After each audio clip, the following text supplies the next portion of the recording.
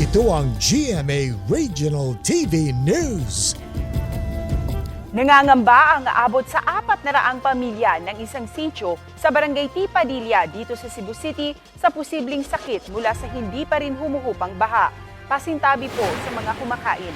Kulay itim na parang burak na ang stagnant water na matyagang nililinis ng mga residente roon.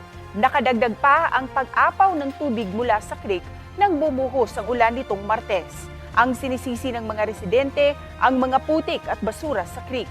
Sa ngayon, naglagay na ang mga residente ng maliliit na tulay para may madaanan sila.